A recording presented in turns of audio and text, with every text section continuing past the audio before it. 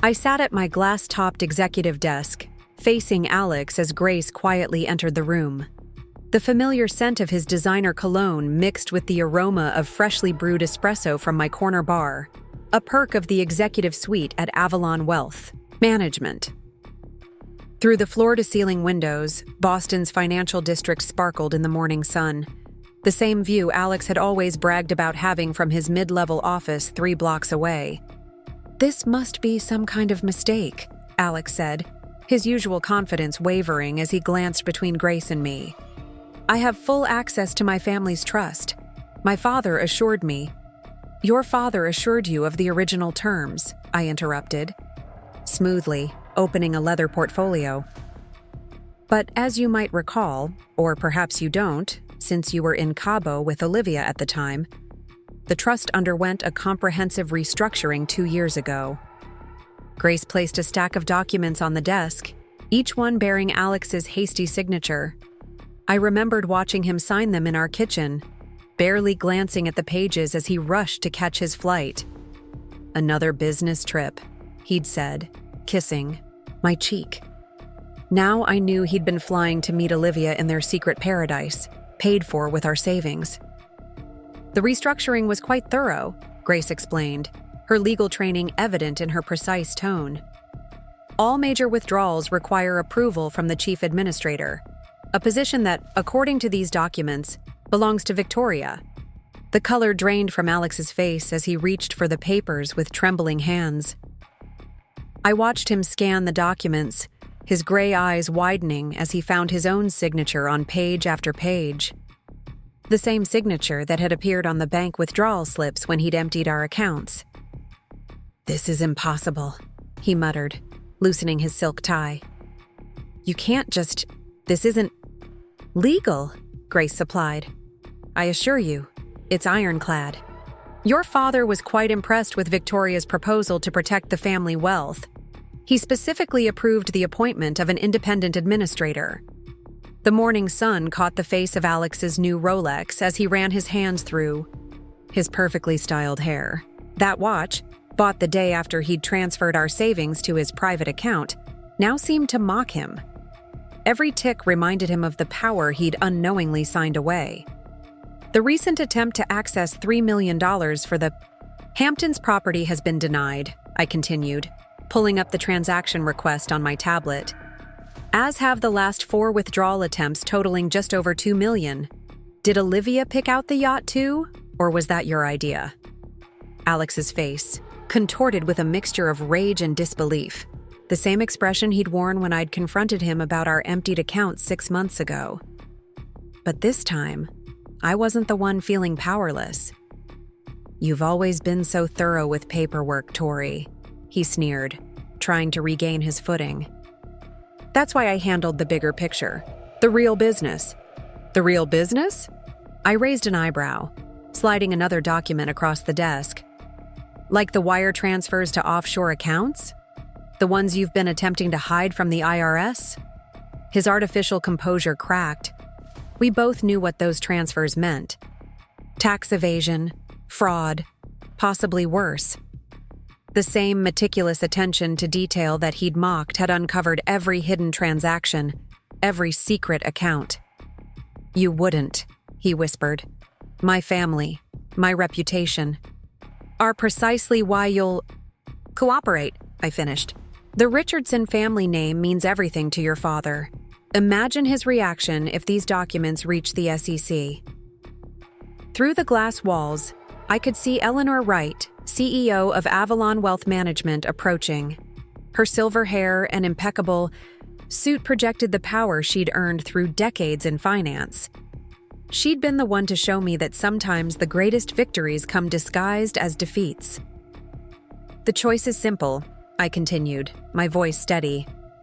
"You can fight this and risk everything: your family's reputation, your freedom, your precious lifestyle with Olivia. Or you can accept the new arrangement quietly." "What arrangement?" Alex's voice had lost its characteristic smugness. "You'll maintain your current position at your firm. You'll continue to receive your trust fund allowance. A modest one, approved by me. And most importantly, you'll sign these papers transferring the Beacon Hill house back to me. Consider it compensation for the savings you stole." Eleanor entered the room, her presence adding weight to every word. She'd known Alex's father for decades, had watched Alex grow up in the world of high finance. Her disappointment in him was palpable. "Your father asked me to oversee this transition," Eleanor said, her voice carrying years of authority. "He's quite disturbed by recent revelations about your financial indiscretions." Alex's shoulders slumped as the full impact of his situation sank in. The same man who'd laughed at my obsession with spreadsheets now sat trapped by the very details he'd ignored. The trust fund he'd taken for granted, the wealth he'd assumed, would always be his to squander, now rested in the hands of the woman he'd betrayed. "The papers need to be signed today," Grace added, sliding a fountain pen across the desk. "Unless you'd prefer to explain to your father why the SEC is investigating the Richardson family finances." The morning light painted shadows across Alex's face as he reached for the pen, his hand trembling slightly, the same hand that had signed away our savings, that had written checks to Olivia, that had destroyed our marriage without a second thought, now moved across paper after paper, surrendering the power he'd abused. Each signature represented another, piece of control shifting back where it belonged. The house on Beacon Hill, the investment accounts, the cars. Everything he'd tried to take would return. But more importantly, each stroke of the pen restored something he'd never understood the value of. My power, my confidence, my future. Eleanor's presence served as a reminder of everything Alex could have learned from me, everything he'd dismissed as unimportant. While he'd been charming clients with surface-level smoothness, I'd been building a foundation of real financial expertise, real respect in the industry. As he signed the final document, his expensive watch caught the light one. Last time, a fitting reminder of the price of underestimating those we betray. The woman he'd thought would bounce back had done more than recover. She'd turned his own weapons against him, using his carelessness, his arrogance, his disdain for details to orchestrate his greatest loss. The trust fund that had funded his betrayal would now serve as the instrument of his consequence. Every withdrawal would require my approval. Every expense would pass through my hands. The power he'd taken for granted would rest with the woman he'd undervalued. Looking at him now, his polished facade cracking under the weight of reality, I felt neither triumph nor revenge. Instead, I felt something more powerful. The quiet satisfaction of justice served through intelligence rather than malice, through expertise rather than emotion. 3 months before my confrontation with Alex in the executive suite of Avalon Wealth Management, I sat alone in our luxury Beacon Hill townhouse, surrounded by evidence of his betrayal. The antique mahogany dining table, where we'd hosted countless dinner parties for his wealthy clients, was covered in bank statements, credit card bills, and transfer receipts. Each piece of paper told a story of calculated deception. My hands trembled as I traced the transaction history. A wire transfer to the Cayman Islands, $250,000. A jewelry purchase at Cartier, $175,000. First-class tickets to Bali, $32,000. The pattern was clear. Every extravagant expense coincided with what Alex had claimed were business development trips to emerging markets. The doorbell chimed, its elegant tone echoing through the empty house. Grace Chen burst in without waiting for my response, her Burberry coat still dusted with snow from the February storm raging outside. She found me exactly where I'd been for the past 6 hours, staring at the evidence of my husband's double life. "The private investigator sent his final report," Grace announced, pulling a thick manila envelope from her briefcase. "You need to see this, Tori." Inside the envelope were photographs. Alex and Olivia Barrett, my former client from Foster, Patel and Associates, entwined on a private beach in Bali. More photos showed them shopping on Rodeo Drive, dining at exclusive Restaurants, boarding private jets, all paid for with our savings, all while I worked 60-hour weeks managing other people's wealth. "There's something else," Grace said, her voice softening as she pulled out another document. "Remember that trust fund restructuring you handled for the Richardsons? I had my team at the firm review every detail.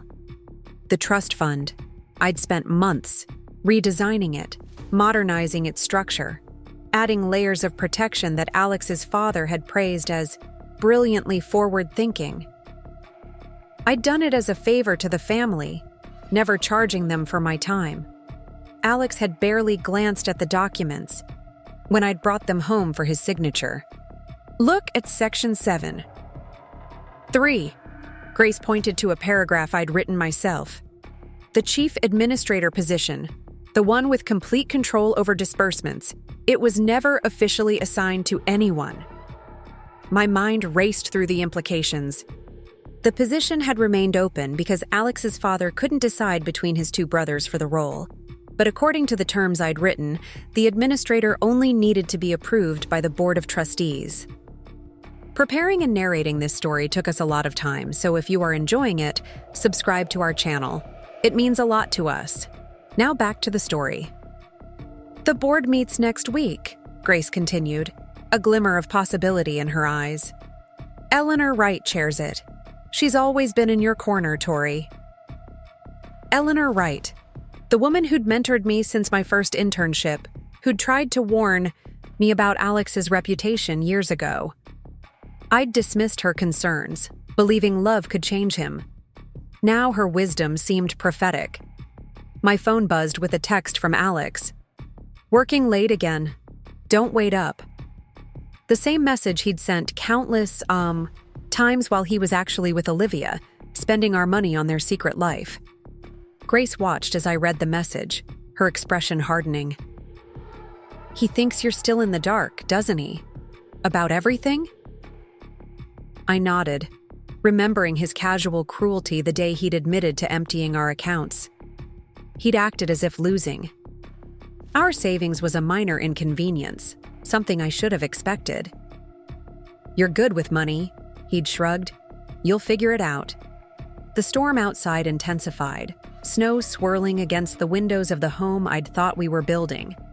Together, each snowflake seemed to mirror the cold reality settling over me. The years of dismissal, of condescension, of being treated as nothing more than a convenient financial manager for his family's wealth. "The trust is worth over $50 million, Grace said quietly, "if you become administrator." The possibility hung in the air like crystal. The same skills Alex had belittled, my attention to detail, my understanding of financial structures, my careful documentation, could become the keys to his undoing. I pulled my laptop closer, opening the files I'd kept on every transaction, every document, every detail of our financial life together. The spreadsheets he'd mocked as obsessive now revealed patterns of deception stretching back years. "There's more," Grace continued, pulling out her tablet. "Olivia's been bragging. Look at her Instagram." The photos loaded. Olivia Barrett, radiant in designer clothes I'd paid for without knowing it, posing in luxury hotels across the globe. The captions were cryptic but clear to anyone who knew the truth. "Living my best life with my soulmate. When he chooses you, he chooses all of you." The final photo showed her wearing a distinctive sapphire necklace, my grandmother's, which had disappeared from our safe months ago. Alex had claimed it must have been stolen by the cleaning service. Now it gleamed against Olivia's throat, a testament to his capacity for betrayal. My phone buzzed again. This time it was Eleanor. "Right, heard about the accounts. Come see me tomorrow. 9 a.m. Some things you need to know." Grace squeezed my hand. "This isn't just about the money anymore, is it?" She was right. The money was just a symbol of something deeper. Years of being undervalued, dismissed, treated as nothing more than a convenient financial manager. Alex had never seen me as a partner, only as a tool to maintain his lifestyle. Standing up, I walked to the window, watching the snow transform Boston's elegant streets into something new and unfamiliar. Like the city outside, I too would emerge. From this storm changed. "Call Eleanor," Grace urged. "Tell her you'll be there tomorrow." It's time they all learned what happens when they underestimate the woman who actually understands their wealth. The next morning, I dressed in my most powerful suit. Not the soft, approachable styles Alex preferred, but a sharply tailored piece that meant business. The woman in the mirror looked different already, stronger, colder, more focused. Eleanor's office at Avalon Wealth Management commanded a view of the entire financial district. She greeted me with the same direct gaze that had intimidated countless banking executives over her 40-year career. "You know," she began, not bothering with small talk, "Alex's father called me yesterday.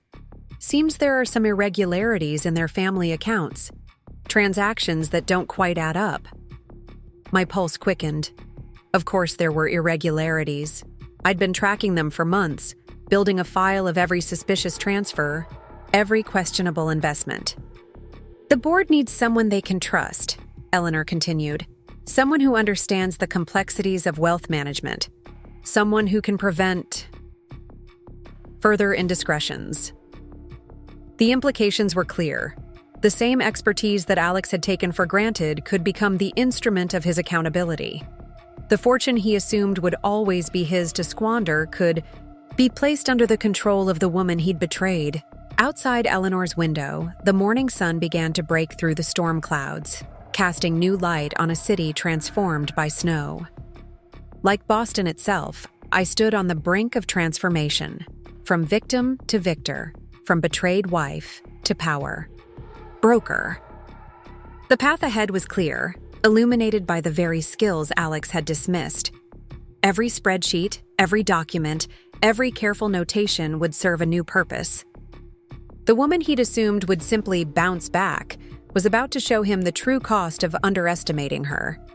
The transformation began the morning after my meeting with Eleanor Wright.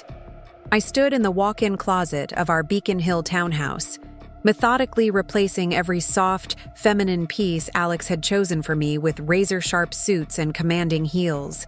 Each item he'd selected to make me appear more approachable to his clients was donated, making room for armor better suited to the battle ahead. My phone lit up with a message from Natalie Kim, my longtime financial advisor who'd been quietly gathering intelligence from within Boston's tight-knit investment community.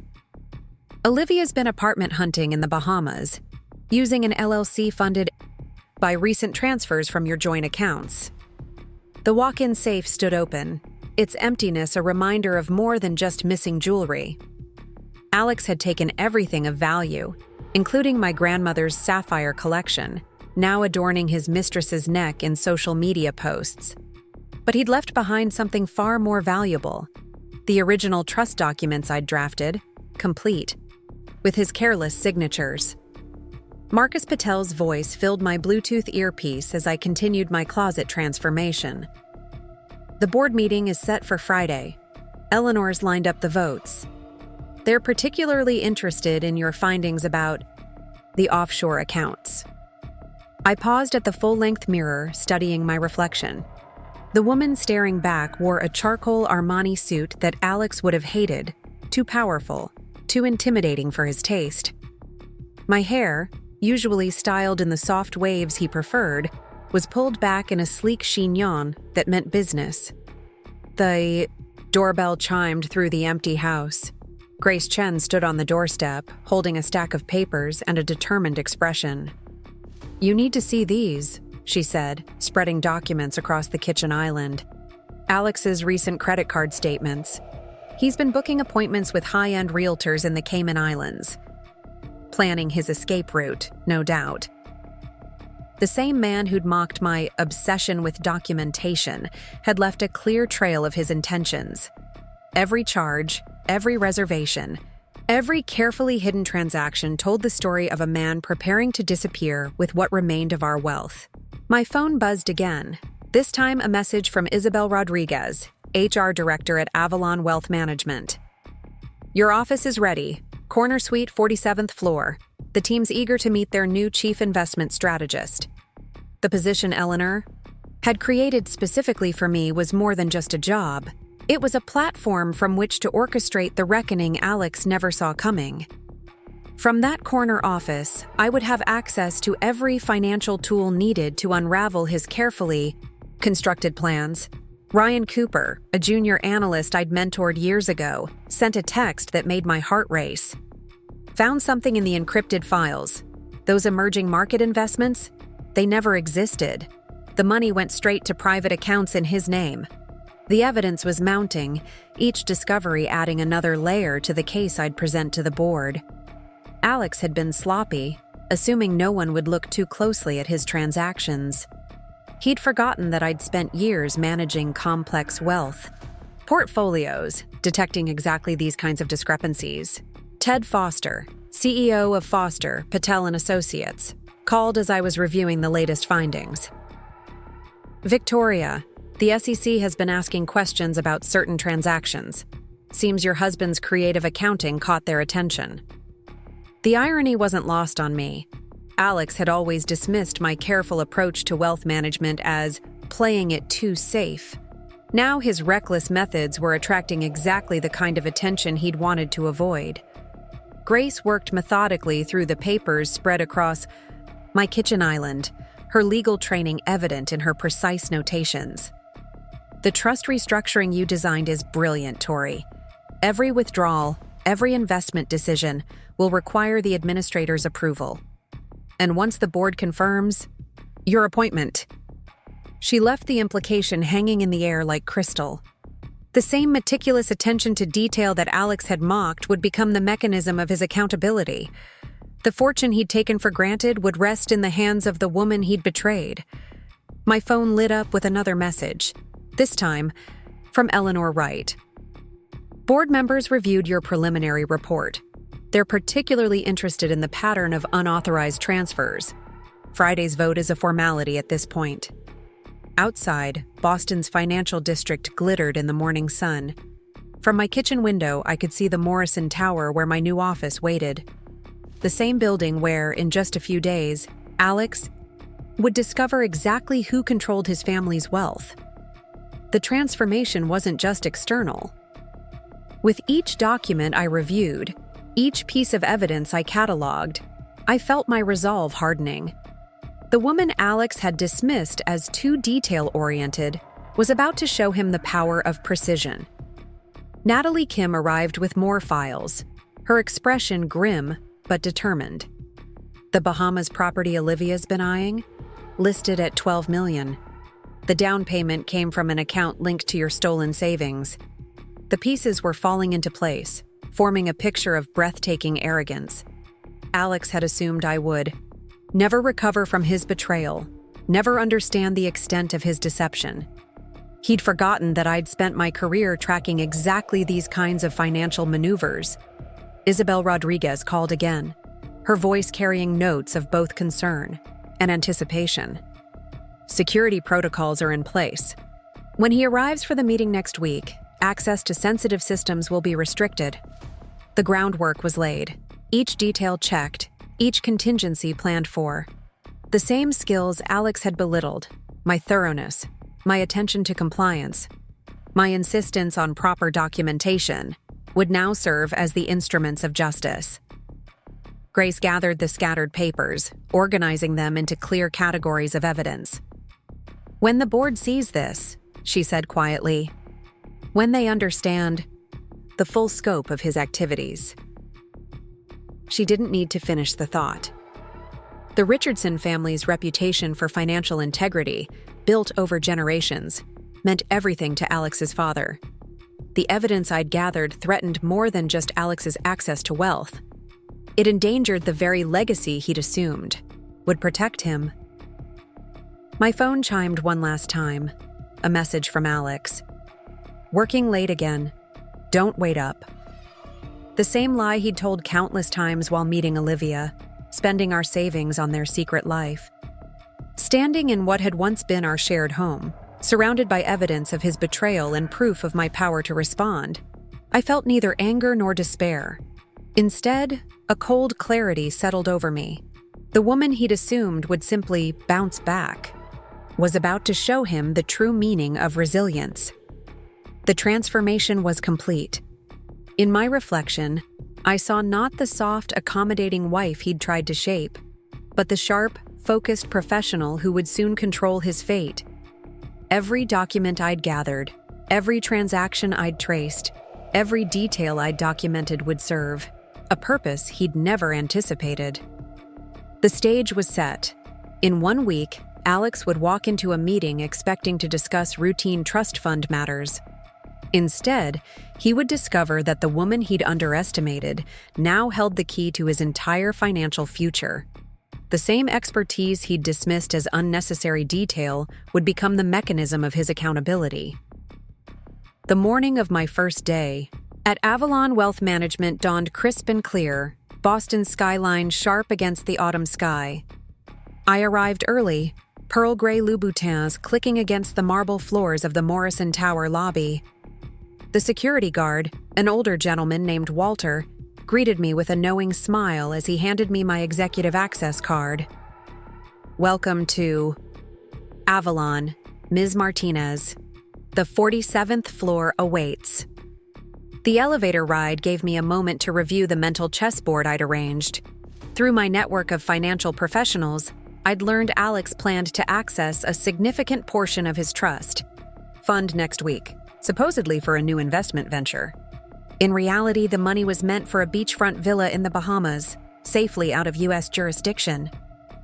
Isabel Rodriguez met me at the elevator, her sharp burgundy suit matching her decisive manner. "Everything's prepared, Ms. Martinez. Your team's assembled in the main conference room, and we've restricted access to the trust fund documentation as requested." My corner office exceeded expectations. Floor-to-ceiling windows offered a commanding view of the financial district, including the building where Alex worked, unaware that his financial world was about to shift beneath his feet. A fresh orchid arrangement graced my desk, alongside a handwritten note from Eleanor Wright, "Let justice bloom quietly." Ryan Cooper, my newly appointed senior analyst, knocked softly before entering with a stack of files. "We've tracked every transaction from the past 18 months. The pattern is, well, you should see for yourself." The documents revealed Alex's escalating boldness. What began as small transfers to hidden accounts had grown into elaborate schemes involving offshore shells and fabricated investment projects, all carefully constructed to fund his new life with Olivia, using our savings as seed money. "Ms. Martinez?" A gentle voice interrupted my review. Sophia Chen, Grace's cousin and our top forensic accountant, stood in the doorway. "We found something interesting in the trust fund structure. There's a clause about moral conduct and financial responsibility." The clause, one I'd written myself, allowed for the immediate freezing of assets if any beneficiary engaged in activities that could damage the family's reputation. Proof of financial misconduct would trigger automatic restrictions. My intercom buzzed. "Ms. Martinez, Theodore Foster is here to see you." Ted entered with his characteristic energy, Boston's morning light reflecting off his silver hair. "Victoria, the SEC's preliminary findings are better than we hoped. They're particularly interested in those emerging market discrepancies." We spent the next hour reviewing the evidence his team had gathered. Each document, each transaction, record, each piece of correspondence added another thread to the web that would soon ensnare Alex's financial future. A text from Natalie Kim lit up my phone. "Olivia just listed her condo. Asking price matches recent transfers from your joint. Accounts exactly." The pieces were aligning perfectly, but I felt no triumph. Only a cool certainty that justice would be served through the very systems Alex had tried to manipulate. The morning passed in a blur of meetings and briefings. My new team proved exceptionally capable, each member bringing unique insights to our task of documenting Alex's financial indiscretions. At precisely 11:47, Isabel appeared again. "He's here, in the building. Apparently he has a lunch meeting with clients on the 30th floor." I moved to the window, watching the street below. Alex's distinctive figure emerged from his town car, his new watch, bought with my savings, glinting in the sunlight. He had no idea that in less than a week, every financial decision he made would require my approval. The board meeting is confirmed for Friday. Eleanor's voice came through my private line. They've reviewed your preliminary findings. Alex's father. Well, let's just say he's reevaluating certain family dynamics. Grace arrived with lunch, sushi from our favorite place in Back Bay, and more updates. The Bahamas property? Olivia's been posting hints about it on her private Instagram. New chapter, new paradise, with coordinates that match the location. As we ate, I reviewed the trust fund documentation one final time. The administrator role I'd designed granted comprehensive oversight of all Richardson family assets. Alex had signed off on these powers himself, too distracted by his affair to read the implications. Ms. Martinez.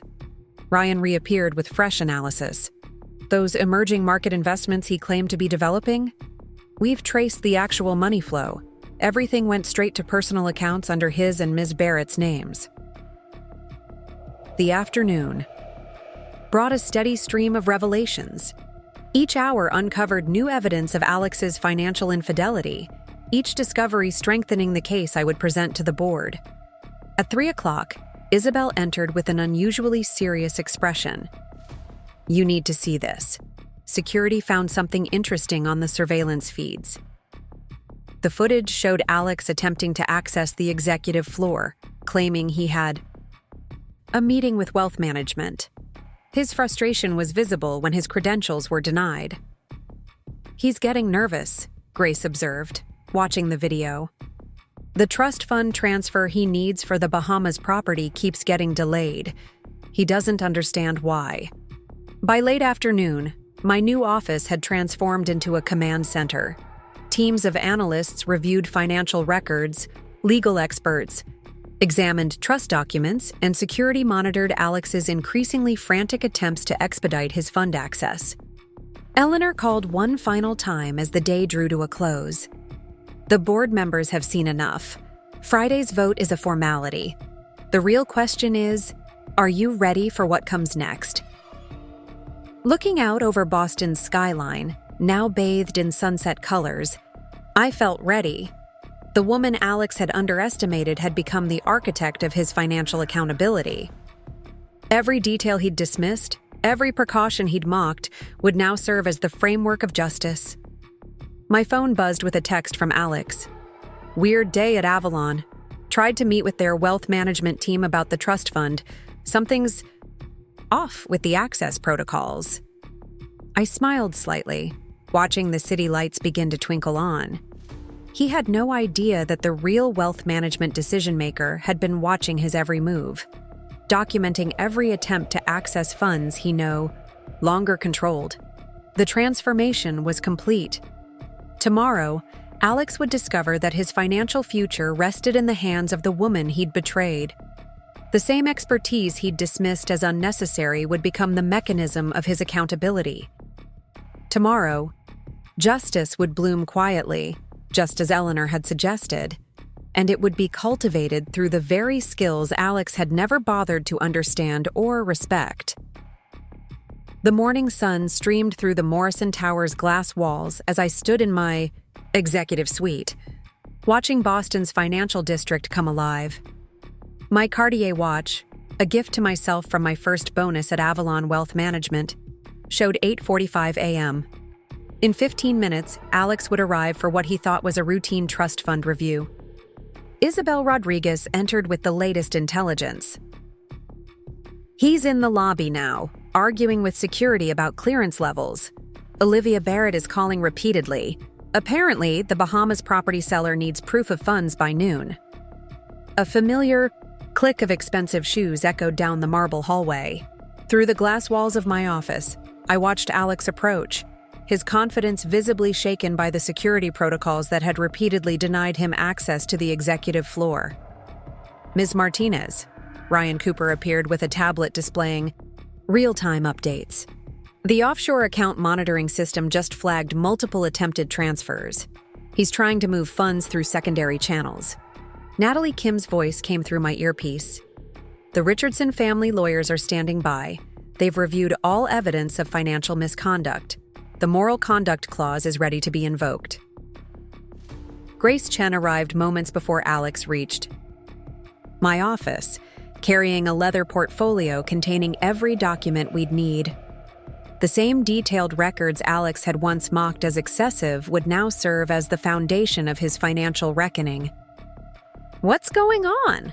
Alex demanded as he entered, his expensive cologne failing to mask his nervous energy. "Why are my trust fund access codes being denied? And why am I being directed to this office for approvals?" I gestured to the chair across from my desk, noting how his new watch, bought with our savings, caught the morning light. "Please, sit. We have several matters to discuss regarding the Richardson Family Trust." Eleanor Wright joined us silently, taking her place by the window. Her presence seemed to unsettle Alex further. He'd always been intimidated by her reputation for financial integrity. "Your recent attempt to access $3 million for what you claimed was an investment opportunity has been flagged," I began, opening a file on my laptop, along with several other concerning transactions. The color drained from Alex's face as I projected documents onto the conference room screen. Wire transfers, property listings, private jet bookings, each piece of evidence meticulously cataloged and cross-referenced. "These are private family matters," he attempted, straightening his silk tie. "The trust administrator is sitting right in front of you," Eleanor interjected smoothly. "Perhaps you should have read the documentation more carefully during the restructuring." Grace began laying out papers one by one. Alex's signatures on the trust restructuring, proof of his misappropriated funds, documentation of his hidden accounts with Olivia.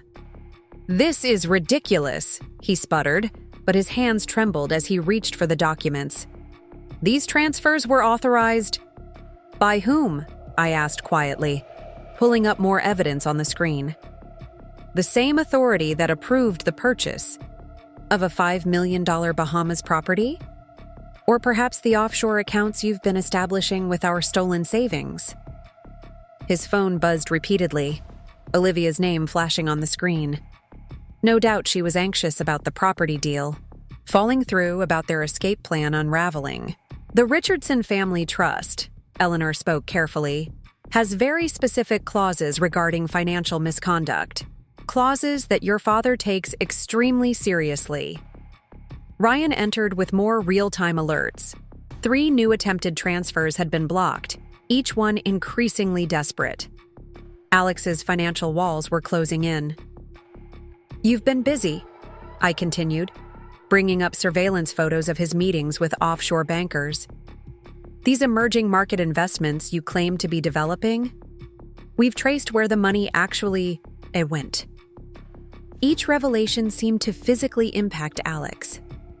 The confident facade cracked further as he realized the extent of our documentation, the completeness of our understanding of his schemes. "The board has reviewed all evidence," Eleanor added. "They're particularly interested in the pattern of unauthorized transfers coinciding with your trips to the Bahamas." Alex's phone buzzed again. This time his father's name appeared. The same father whose financial legacy he'd risked with his reckless actions. "What do you want?" he finally asked, his voice barely a whisper. "Want?" I raised an eyebrow. "I want nothing from you, Alex. This isn't about want. This is about accountability. Every withdrawal, every investment, every financial decision you make will now require my approval as trust administrator." The implications slowly dawned on him. His access to the family fortune, his plans with Olivia, his carefully constructed escape, all now rested in the hands of the woman he'd betrayed. "You can't do this," he tried one last time. "The family lawyers have already approved everything," Grace interjected, producing more documents. "They were quite impressed with the evidence of your financial misconduct. Through my office, Windows, Boston's financial district, continued its morning bustle, unaware of the power shift occurring in this corner office. The same city where Alex had once proclaimed me too cautious with money now witnessed his financial downfall. "Your options are simple," I explained, sliding a final set of papers across my desk. "Sign these documents acknowledging the new arrangement, or we can explore how the SEC might view these offshore transactions." The choice wasn't really a choice at all, and he knew it. Each document he signed transferred more control to my authority, each signature acknowledging his loss of financial autonomy. Outside, a private jet took off from Logan Airport, probably the one he'd booked for his escape with Olivia. But that future, like his access to the Richardson fortune, had evaporated in this sunlit office. Justice, as Eleanor had promised, was blooming quietly, not through vengeance or public humiliation, but through the precise application of financial expertise, the very skills Alex had always undervalued. His phone buzzed one final time as he signed the last document. Olivia's message flashed briefly on the screen. "The seller needs an answer now. Where's the money?" But the answer was already clear. The money, like the power it represented, now rested in different hands. The woman he'd dismissed as too detail-oriented had become the guardian of his family's wealth, the arbiter of his financial future. As Alex left my office, shoulders slumped in defeat, I felt no triumph. Only the quiet satisfaction of justice served through intelligence rather than malice, through expertise rather than emotion. Eleanor remained behind, watching his retreating figure. "Well done," she said simply. "Your father would have been proud." The morning sun continued to paint patterns on my office walls, highlighting the degrees and certifications Alex had once mocked. Each one now served as a testament to the expertise that had enabled this moment of accountability. The transformation was complete. The woman who had once been betrayed had become the protector of the very wealth that had funded that betrayal. Every future withdrawal would require my approval. Every financial decision would pass through my hands. Justice, it seemed, had a delicate way of blooming, not in the harsh light of revenge, but in the quiet certainty of righteous authority. In the days following my confrontation with Alex, the ripple effects began spreading through Boston's financial elite. The Morrison Tower's 47th floor buzzed with activity as my team processed the aftermath of our revelation. Through the floor-to-ceiling windows of my corner office, I watched autumn leaves dance across the financial district streets, nature's reminder that change was inevitable. Isabel Rodriguez appeared at my door, tablet in hand. "Ms. Martinez, Olivia Barrett has been trying to reach the trust fund department all morning. She's becoming increasingly aggressive with our reception staff." A series of urgent emails flashed across my screen, each one from different luxury real estate agents in the Bahamas, all questioning the sudden withdrawal of interest in their premium properties. The escape route Alex had carefully planned was crumbling. "Ms. Martinez," Ryan Cooper entered with fresh intelligence, "we've detected unusual activity in the remaining offshore accounts. Multiple attempted withdrawals, all denied by our new security protocols." The morning's financial reports painted a clear picture of desperation. Alex had spent the night attempting to access any funds he could, each transaction bouncing against the walls of protection I'd established. His golden parachute had transformed into a cage of his own making. Grace Chen arrived with her signature leather briefcase and a satisfied smile. "The Richardson family lawyers just called. They're initiating a full audit of Alex's department. Apparently, some of his clients have raised concerns about their investment strategies." Through my office windows, I could see Alex in his building across the street, pacing his corner office like a caged animal. His phone hadn't stopped ringing, a symphony of consequences playing out in real time. "The property developer in the Bahamas sent this," Natalie Kim said, forwarding an email. "They're requiring proof of funds by end of day, or they're accepting another offer." The proof would never come. Every account Alex tried to access now required my authorization, a fact he was learning with increasing desperation. The man, who had once dismissed my financial acumen as excessive caution, now found himself bound by the very systems I'd created. Eleanor Wright's voice came through my private line. "Victoria, Alex's father wants to meet. He's disturbed by the preliminary audit findings." The meeting was set for noon at Avalon's executive dining room. I chose my outfit carefully, a midnight blue Chanel suit that radiated authority. The woman Alex had tried to shape into a docile wife now dressed for the power she wielded. "Mr. Richardson," I greeted my former father-in-law as he entered. The distinguished man who had always treated me with distant cordiality now looked at me with new respect. "Victoria," he began, settling into his chair, "the board has reviewed your findings. The extent of Alex's creative accounting. It's beyond what we imagined." The evidence spread before us told a story of systematic deception. Not just our personal accounts, but client funds, family investments, all manipulated to fund his secret life with Olivia. "There's more," I said quietly, sliding across a folder containing the latest discoveries. "The emerging market investments he claimed to be developing? They don't exist.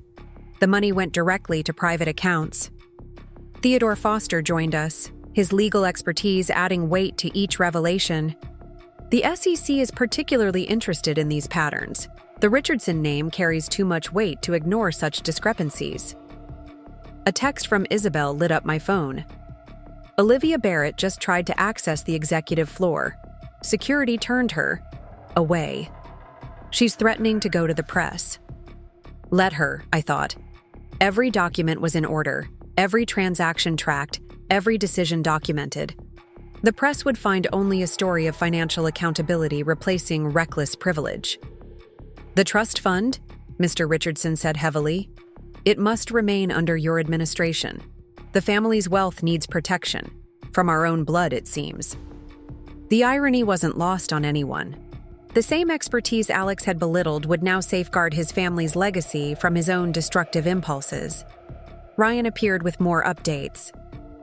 "The Bahamas property deal just fell through. The seller's agent sent confirmation. They're moving forward with another buyer." Through the restaurant's windows, I could see Alex's building.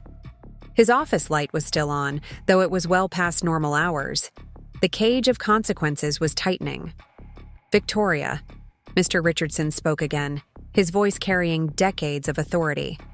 "The board wants to expand your role, not just trust. Administrator. We need someone to oversee all family investments. The position would grant me complete control over the Richardson financial empire. Every investment, every transaction, every financial decision would require my approval." Grace arrived with contracts ready for signing. The legal language was precise, the terms comprehensive. Alex's father signed without hesitation, transferring generations of wealth management to my authority. My phone buzzed with a message from Alex. "We need to talk. This isn't fair. You're destroying everything I've built." But he had built nothing. Every achievement he'd claimed was constructed with borrowed money, stolen trust, and fraudulent documentation.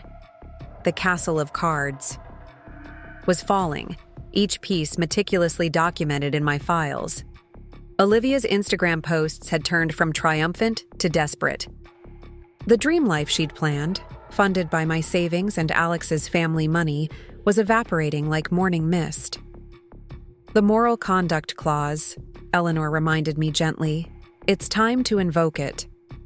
The clause I'd written into the trust would freeze all personal accounts, leaving Alex with only a modest allowance, subject to my approval. The man who had drained our savings would now need permission for every significant expense. As evening settled over Boston's financial district, I stood at my office window, watching lights flicker on across the city. The woman Alex had underestimated had become the guardian of his family's wealth, the protector of their legacy. Justice had indeed bloomed quietly, not through vengeance, but through the precise application of financial expertise. Every spreadsheet, every document, every careful notation had served its purpose. The transformation was complete. The betrayed wife had become the financial architect of accountability. Every future withdrawal would require my approval. Every investment would pass through my hands. Night fell over the city, but in my corner office, the work continued. The power Alex had abused would now serve a greater purpose: protecting wealth rather than exploiting it, building legacies rather than destroying them. The woman he had dismissed as too cautious had become the keeper of his family's fortune. Justice, it seemed, had a sense of irony and a deep appreciation for detailed documentation. 2 weeks after my appointment as the Richardson family's chief financial administrator, the Morrison Tower's 47th floor had settled into a new rhythm. Each morning brought fresh evidence of Alex's financial entanglements unraveling, as offshore accounts froze and hidden transactions surfaced under my team's scrutiny. Through the glass walls of my office, autumn rain painted streaks across Boston's skyline. Isabel Rodriguez stepped in, her expression concerned. "Ms. Martinez, we have a situation. Olivia Barrett is in the lobby again, demanding to speak with someone about the trust fund. She's threatening to reveal confidential information to financial journalists." A quick glance at my security feed showed Olivia, designer handbag clutched, like a shield, gesturing angrily at the front desk staff. The same bag, I noted, that had appeared on her Instagram months ago with the caption, "When he spoils you right, purchased with money from our joint accounts." "Ms. Martinez," Ryan Cooper entered with fresh analysis. "We've completed the audit of Alex's client portfolios. The discrepancies, they're worse than we thought. He's been running a complex scheme, using new client investments to cover unauthorized withdrawals from existing accounts." Eleanor Wright's voice came through my private line, her tone grave. "Victoria, the SEC investigators just left my office. They're particularly interested in a series of transactions Alex approved last spring, all tied to non-existent emerging market ventures." My screens displayed real-time alerts from our monitoring systems. Alex had spent the morning attempting to access various accounts, each attempt more desperate than the last. The golden handcuffs I'd designed were working perfectly. Natalie Kim appeared with a stack of documents. "The forensic accounting team found something interesting in the Cayman Islands records. Alex has been maintaining a separate portfolio there, funded entirely through manipulated client fees." Grace Chen joined us, her legal expertise immediately focusing on the implications. "This goes beyond personal misconduct. He's violated multiple securities regulations. The Richardson family name won't protect him from these discoveries." A text message lit up my phone, from Alex's father. "Meeting in 10 minutes. Boardroom. Bring everything you've found." The elevator ride to the executive floor gave me time to absorb the magnitude of what we'd uncovered. Alex hadn't just betrayed me personally. He'd constructed an elaborate financial house of cards that threatened his family's entire legacy. Theodore Foster waited in the boardroom with Mr. Richardson, both men's faces grave as I presented the latest findings. Each document revealed new layers of deception: client funds diverted, investment returns manipulated, regulatory requirements ignored. The full scope of his activities, I explained, displaying complex transaction maps on the screen, suggests this has been going on for years. Each questionable investment was carefully hidden behind layers of legitimate business. Mr. Richardson's hands trembled slightly as he reviewed the evidence. The distinguished patriarch who had built much of the family's wealth now faced the reality that his son had nearly destroyed it. "There's more," I continued, pulling up surveillance photos. "These meetings with offshore bankers, they weren't about emerging market investments. He was setting up shadow accounts, preparing for a complete disappearance." Isabel's voice came through my earpiece. "Olivia Barrett just gave an interview to a financial blog. She's claiming insider knowledge of Richardson family investments. Let her talk, I thought. Every transaction was documented, every decision logged, every move tracked with precision. The truth would only verify my authority. The trust fund. Restructuring, Mr. Richardson said heavily. You designed it knowing this might happen, didn't you? The question hung in the air like crystal. I had indeed created the structure with protection in mind, though I'd never imagined the full extent of what I'd need to protect against. Ryan arrived with more urgent updates. The Bahamas property developer just released their escrow documents. The deposits Alex made. They were drawn from client investment accounts. Through the boardroom windows, I could see Alex's office in the building across the street. He sat at his desk, tie loosened, the picture of desperation as he presumably tried to salvage what remained of his plans. The board needs to act, Theodore Foster advised, his legal perspective cutting through emotion. These discoveries, they require immediate action to protect the family's interests. Mr. Richardson nodded slowly, the weight of responsibility visible in his bearing. Victoria, you'll have full authority, whatever measures you deem necessary. A message from Grace caught my attention. Olivia's Instagram just went private. Last post mentioned betrayal and the truth about Boston's financial elite. The threat was empty. Every document was in order, every transaction recorded, every decision supported by irrefutable evidence. The woman who had flaunted her affair on social media would find no ammunition in the truth. Eleanor joined us, her presence adding gravitas to the situation. The regulatory implications are serious. We need to act decisively to protect both the family and our clients. The rain continued to streak down the windows, mirroring the tears I'd shed months ago upon discovering Alex's betrayal. But now those tears had transformed into something powerful, the clear vision of justice through financial accountability. A final alert flashed across my tablet. Alex's latest attempt to access emergency funds had been blocked. The man who had drained our savings now found himself financially powerless, each move constrained by the systems I'd created. Implement full restrictions, I decided, initiating the protocols we'd prepared. Every account, every investment, every financial decision requires direct oversight. The boardroom fell silent as the commands took effect. Across the street, I could imagine Alex discovering his access denied, his privileges revoked, his financial freedom suspended. As evening approached, Boston's lights began to twinkle through the rain. In offices across the financial district, the ripples of our actions were spreading. The woman Alex had underestimated had become not just his financial administrator, but the protector of his family's entire legacy. Justice, as Eleanor had predicted, bloomed quietly in the world of high finance. Not through scandal or revenge, but through the meticulous application of expertise and authority. The transformation was complete. The betrayed wife had become the architect of accountability, the guardian of wealth he had tried to squander. Every future transaction would require my approval. Every investment would pass through my scrutiny. The power he had abused would now serve its proper purpose, protecting wealth rather than exploiting it, building legacies rather than destroying them. Night settled over the city, but in the Morrison Tower, the work continued. The woman, Alex, had dismissed as too cautious, had become the keeper of his family's fortune, the defender of their financial integrity.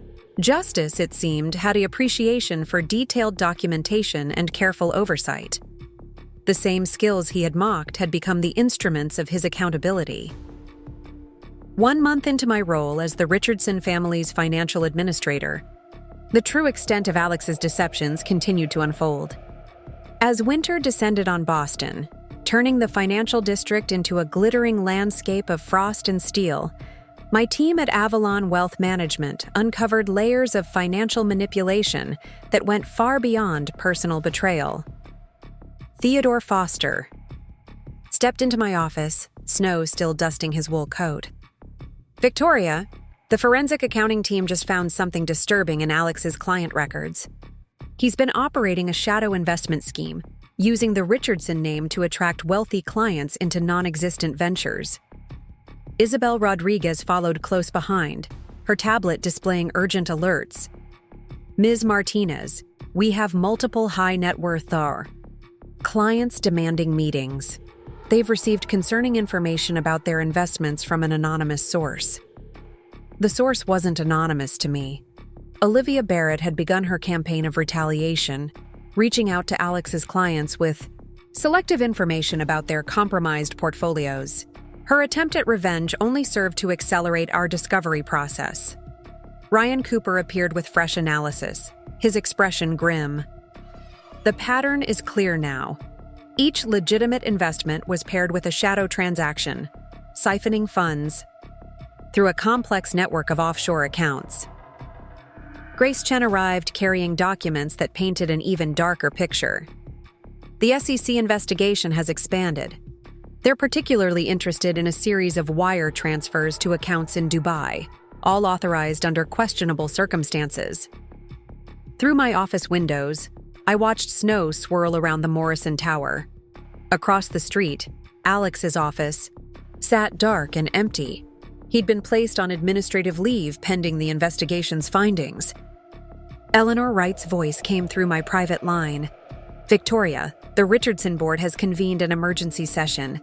The evidence you've gathered, it's beyond anything we anticipated. The elevator ride to the boardroom gave me time to reflect on the magnitude of what we'd discovered. Alex hadn't merely stolen our savings. He'd constructed an elaborate financial facade that threatened decades of his family's legitimate business. Mr. Richardson sat at the head of the mahogany conference table, looking older than I'd ever seen him. The weight of his son's betrayal had carved new lines in his distinguished face. "Show them everything," he instructed quietly. The evidence unfolded on the massive screens: transaction records, falsified investment reports, client funds diverted through labyrinthine offshore structures. Each document revealed new depths of financial manipulation. Natalie Kim stepped forward with the latest findings. The Dubai connections weren't just about hiding money. He was setting up a completely separate business identity, preparing to abandon everything here and start fresh with assets he'd stolen. Marcus Patel, reviewing the legal implications, shook his head in disbelief. The liability exposure is enormous. He's put the entire family enterprise at risk. A message flashed across my phone from Olivia. "You think you've won? Wait until the press sees what I have." But her threats rang hollow. Every document was meticulously cataloged, every transaction tracked, every decision recorded with precision. The truth would only reinforce the necessity of my control. The trust fund restructuring, Eleanor observed. It wasn't just about personal protection, was it? You saw the potential for this level of misconduct. Indeed, I had designed the financial safeguards with multiple layers of protection, though even I hadn't imagined the full scope of what they'd need to guard against. Isabel's voice came through my earpiece. "Ms. Martinez, Alex is in the lobby. He's demanding to speak with the board. Says he can explain everything." Let him try, I thought. The evidence spoke for itself, a damning chronicle of financial infidelity that went far beyond personal betrayal. The snow continued to fall outside as Alex was escorted into the boardroom. His usual polished appearance had crumbled, his tie askew, his hands shaking as he clutched a worn leather portfolio. "This is all a misunderstanding," he began, but his voice lacked its usual confidence. "These investments are completely legitimate. I can prove—" "Like you proved the emerging markets venture?" I interrupted quietly, bringing up documentation of the non-existent projects. "Or perhaps you'd like to explain the Dubai accounts." Each piece of evidence seemed to physically impact him. The man who had once dominated boardrooms with charm and confidence now struggled to form coherent explanations. Theodore Foster added his legal perspective. The SEC has enough evidence to pursue criminal charges. The only question is how to proceed while protecting innocent parties. Alex's father spoke for the first time, his voice heavy with disappointment. The family name. Generations of trust. How could you risk everything for this?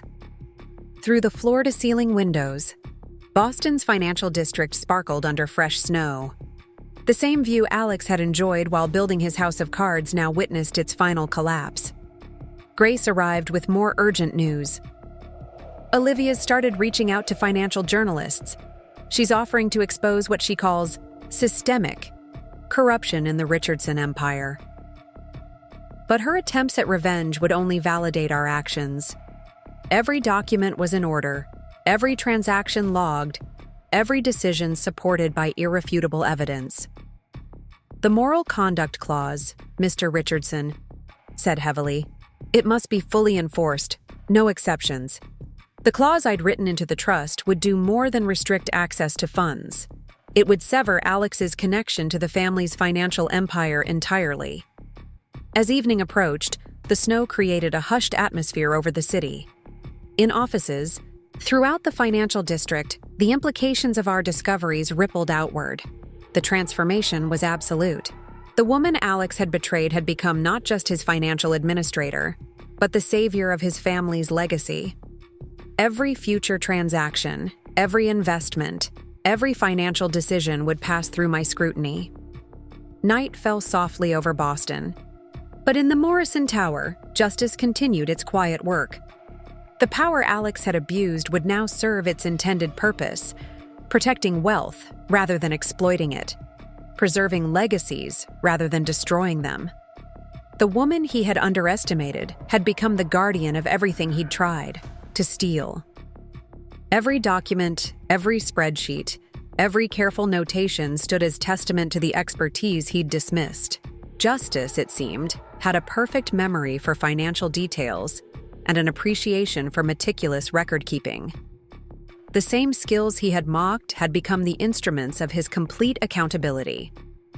In my spacious office at the Morrison Tower, winter sunlight cast long shadows across the polished hardwood floors. The morning financial reports painted a clear picture of the Richardson Empire's transformation under my stewardship. Client confidence had been restored, investment portfolios restructured, and the shadow of Alex's manipulations steadily erased. Isabel Rodriguez entered with her morning briefing. The Dubai authorities have frozen the last of the hidden accounts. Everything's been traced back to its sources. The clients whose funds were diverted will be made whole. Through the floor-to-ceiling windows, I watched a sleek black car pull up to the curb. Olivia Barrett emerged, her designer wardrobe noticeably less extravagant than in her recent social media posts. The financial restrictions had begun to bite. Ms. Martinez, Ryan Cooper appeared with fresh analysis. The forensic team has completed their final report, the full scope of the scheme. It's remarkable. Every legitimate transaction had a shadow component, all designed to funnel money into personal accounts. Eleanor Wright's voice came through. My private line. Victoria, the board has reviewed the recovery plan. They're impressed. The Richardson name will survive this, thanks to your intervention.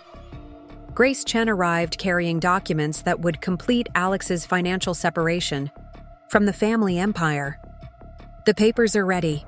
Once these are signed, his access to every account, every investment vehicle, every financial resource will be permanently restricted. A message flashed across my screen from Alex's father. It's time. The final meeting is set for noon. The winter morning had turned bright and cold, sunlight reflecting off fresh snow as I prepared for the confrontation that would end this chapter. My Armani suit, in a deep midnight blue, represented power rather than conciliation. Marcus Patel joined us in the conference room, his legal expertise adding weight to what would follow.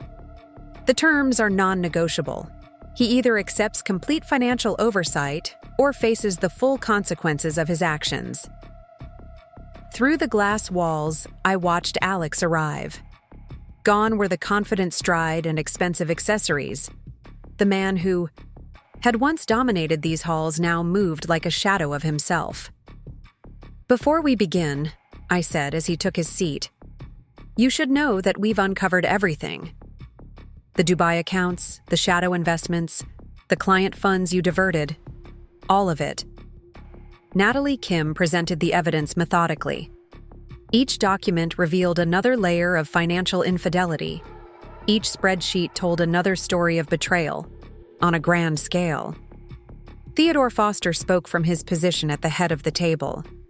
"The SEC investigation has concluded. They're prepared to proceed with charges unless we implement immediate reforms." Alex's face, once handsome with privileged confidence, had grown gaunt with the strain of his unraveling schemes.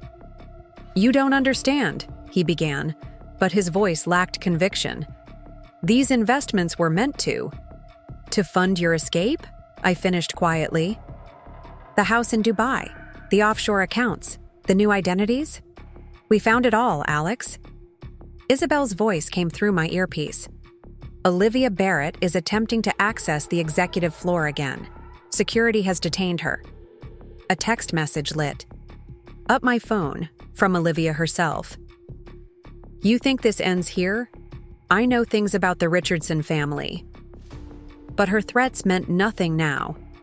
Every document was secured, every transaction verified, every decision recorded with unassailable precision. "The moral conduct clause," Mr. Richardson spoke heavily, "will be invoked in its entirety. Victoria will maintain complete control of all family financial matters." Ryan appeared with real-time updates from our monitoring systems. The last of Alex's hidden resources were being systematically identified and frozen. The winter sun had reached its zenith, casting no shadows as Alex faced the consequences of his actions. The man who had drained our savings, betrayed our marriage, and nearly destroyed his family's legacy now sat powerless before the evidence of his own misconduct. Grace presented the final documents. Each signature would further restrict his access to the wealth he had abused, each initial another lock on the financial cage he had built for himself.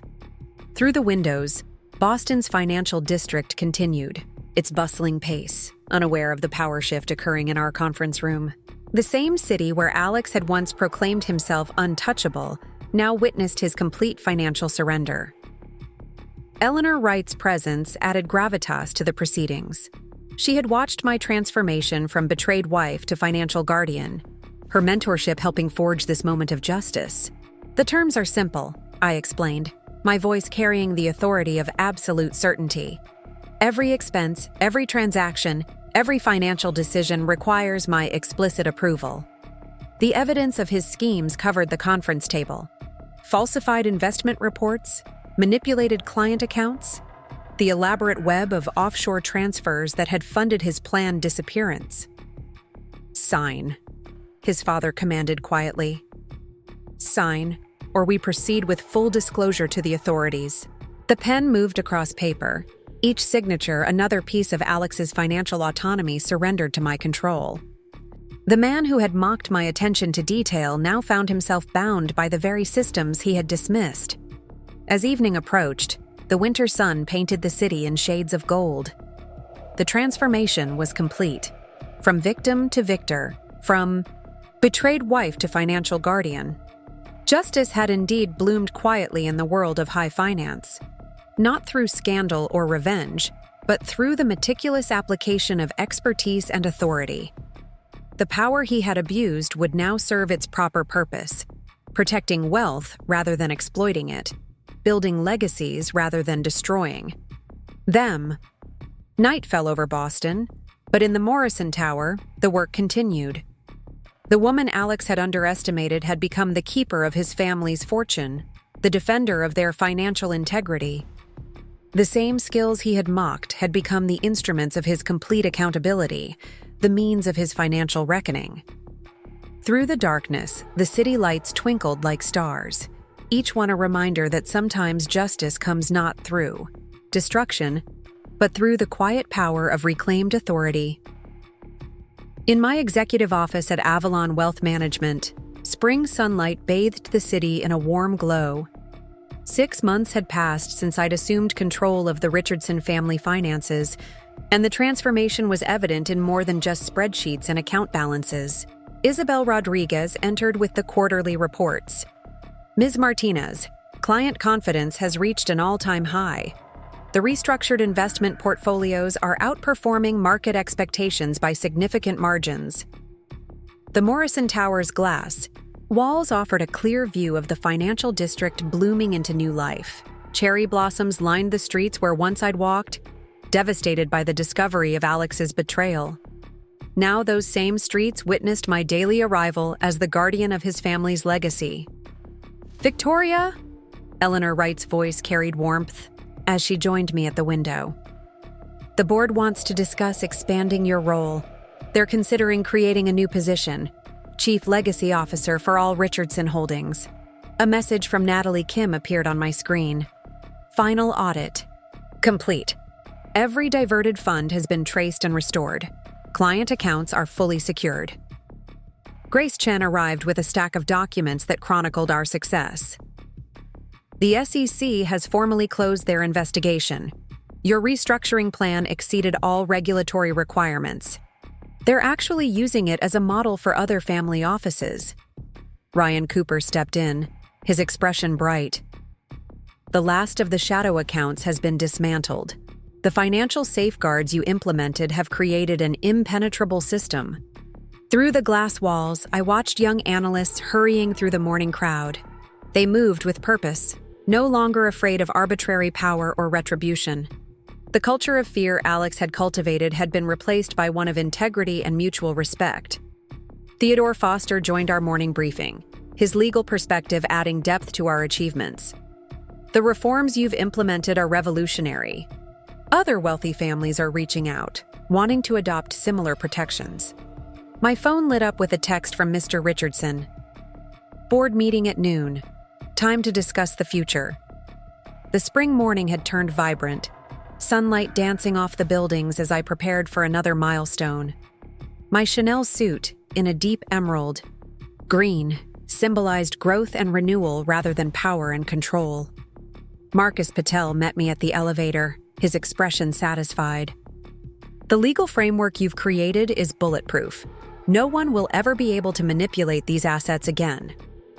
In the boardroom, morning light streamed through vast windows, illuminating faces that had grown familiar over months of transformation.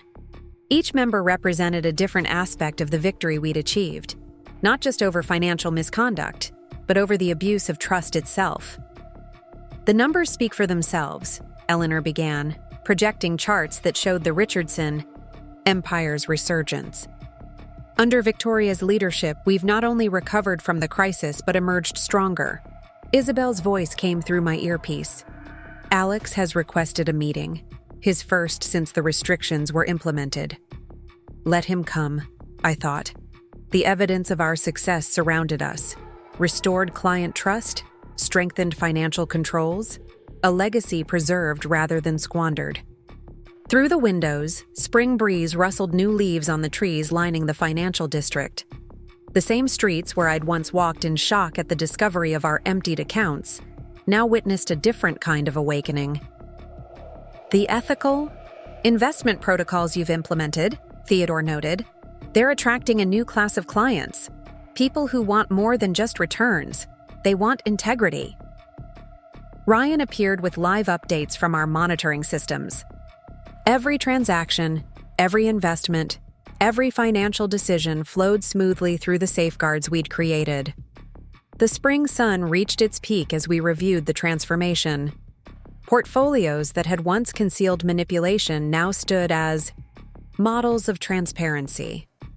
Accounts that had funded betrayal now served legitimate growth. Grace presented the latest analysis of our reforms. Each page told a story not just of recovery, but of revolution in wealth management. The systems I'd designed had become a blueprint for protecting family legacies.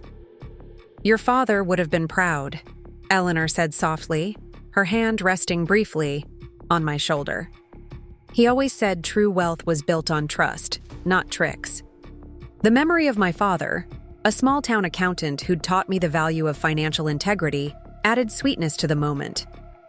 His lessons about trust and responsibility had guided my reconstruction of the Richardson empire. Through the boardroom, windows, Boston's financial district buzzed with renewed energy. The same city that had witnessed my darkest moments now celebrated the light of transformation.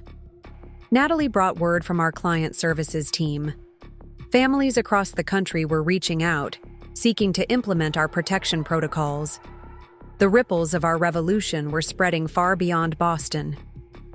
As afternoon light filled the boardroom, Mr. Richardson spoke with quiet certainty.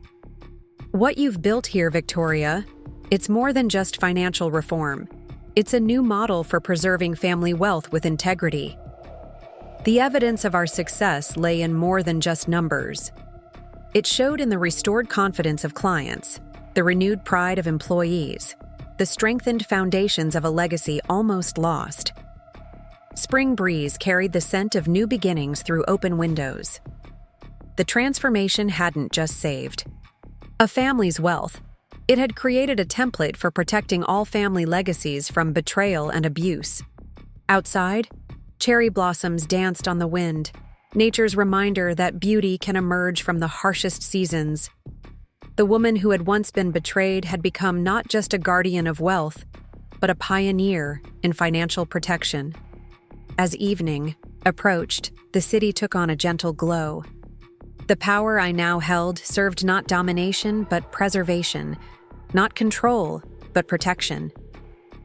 The skills that had once been mocked had become more than just instruments of accountability. They had evolved into tools for transforming the very nature of wealth management. Through the softening light, Boston's financial district prepared for evening.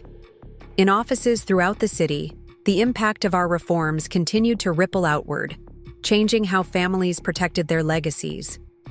The woman Alex had underestimated had become more than just the keeper of his family's fortune. She had become a creator of new standards for financial integrity. Justice, it seemed, could do more than bloom. It could transform entire landscapes of power and trust. Night fell gently over the city, but in the Morrison Tower, the light of transformation continued to shine. The same expertise that had exposed betrayal now lit the way toward a future where wealth served integrity rather than exploitation. Through the darkness, Boston's lights sparkled with renewed promise. Each one a reminder that sometimes the greatest victories come not through dominance, but through the quiet power of principled protection. 1 year after assuming control of the Richardson Family Trust, I stood in my executive suite at the Morrison Tower, watching summer sunrise paint Boston's skyline in shades of possibility. The morning light caught the edge of my newest achievement, a Crystal Award recognizing innovative reforms in family wealth management. Isabel Rodriguez entered with the annual report, her smile reflecting our shared pride. "The numbers are extraordinary, Ms. Martinez. The Richardson portfolio has grown by 40% under your stewardship. More importantly, every penny is ethically invested and fully secured." Through floor-to-ceiling windows, I observed the bustling financial district below. Early morning traders hurried past the spot where, 1 year ago, I'd discovered the full extent of Alex's betrayal. Now those same streets witnessed my daily arrival as an architect of financial revolution. "Victoria," Eleanor Wright appeared, her silver hair gleaming in the morning light. "The International Banking Commission wants you to keynote their symposium. Your protection protocols are changing how family offices operate worldwide." Grace Chen arrived carrying proposals from 3 more wealthy families, each seeking to implement our safeguard systems. "They're calling it the Martinez method," she said, spreading documents across my desk. "A complete approach to protecting generational wealth from internal threats." Ryan Cooper stepped in with fresh analytics. "The latest security scan shows 0 anomalies. The protective framework you designed is completely impenetrable. Other firms are scrambling to replicate it." Through glass walls, I watched young professional women striding purposefully through the morning crowd. They moved with confidence, inspired by the story of transformation that had become legend in Boston's financial circles. Theodore Foster joined our morning meeting, his legal wisdom adding depth to our discussion. The regulatory agencies are incorporating your standards into their new guidelines. You've created more than just reforms. You've sparked an evolution in wealth management. My phone illuminated with a message from Mr. Richardson. Board. Meeting at 10. Time to discuss your vision for the next decade. Summer light streamed through vast windows as I prepared for another milestone. My custom-tailored suit in deep sapphire blue represented not just authority, but innovation and forward thinking. Marcus Patel met me outside the boardroom, his expression victorious. The last of Alex's hidden ventures has been dismantled. Every client has been made whole. Your reconstruction is complete. In the vast conference room, morning sunlight played across faces that had witnessed my journey from betrayed wife to financial revolutionary. Each person represented a different aspect of our triumph, not just over personal betrayal, but over systemic vulnerability in wealth management. The impact is global, Eleanor began, displaying statistics that showed the spreading influence of our reforms. Family offices worldwide are adopting the Martinez protocols. You've changed how wealth is protected. Isabel's voice came through my earpiece. Olivia Barrett was just hired at a small investment firm in Arizona. Starting position, entry level. The information caused no reaction. Success had moved me beyond the need for satisfaction in others' setbacks. Through the windows, summer breeze carried the scent of blooming gardens from the financial district's green spaces. Your ethical investment framework, Theodore noted, has attracted attention from sovereign wealth funds. They want to implement similar protections. Natalie Kim appeared with updates from our international partnerships. Every major financial center sought our expertise in protecting family legacies from internal exploitation. The summer sun reached its zenith as we reviewed the year's achievements. What had begun as a response to personal betrayal had evolved into a revolutionary approach to wealth management. Grace presented analysis of our global impact. Each page told a story of transformation, of families and fortunes protected by systems I'd designed in response to my own experience with betrayal. You've created something extraordinary, Eleanor observed, her eyes bright with pride. Not just protection for one family's wealth, but a new standard for financial integrity. Through vast windows, Boston's financial district hummed with energy. The same city that had witnessed my darkest moments now celebrated the light of innovation I'd brought to wealth management. Natalie brought reports from financial media. Our protocols were being hailed as the most significant advance in family office management in decades. The ripples of our revolution had become waves of change. As afternoon light filled the boardroom, Mr. Richardson spoke with quiet certainty. What began as protection for our family has become a gift to all families who seek to preserve their legacy with integrity. The evidence of our success lay in more than just numbers.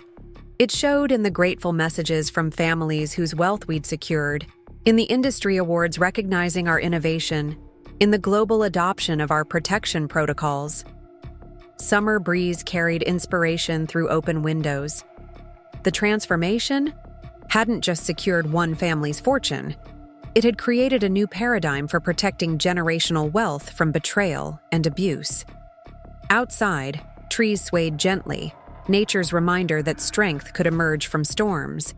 The woman who had once been betrayed had become not just a guardian of wealth, but a pioneer in financial protection. As evening approached, the city took on a golden glow. The power I now held served not just preservation, but innovation. Not just protection, but progress. The skills that had once been mocked had become more than tools of accountability. They had evolved into instruments of global financial reform. Through the softening light, Boston's financial district prepared for evening. In offices throughout the world, our protocols continued to transform how families protected their legacies. The woman Alex had underestimated had become more than just the keeper of his family's fortune. She had become a creator of new standards for financial integrity that would protect generations to come. Justice, it seemed, could do more than bloom. It could evolve into innovation that transformed the very landscape of wealth management.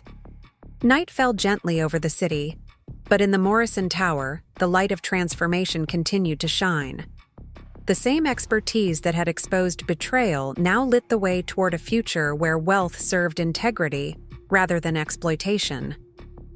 Through the darkness, Boston's lights sparkled with renewed promise, each one a reminder that sometimes the greatest victories come not through revenge, but through the quiet power of revolutionary change.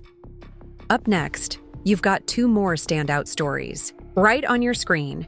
If this one hit the mark, you won't want to pass these up. Just click and check them out.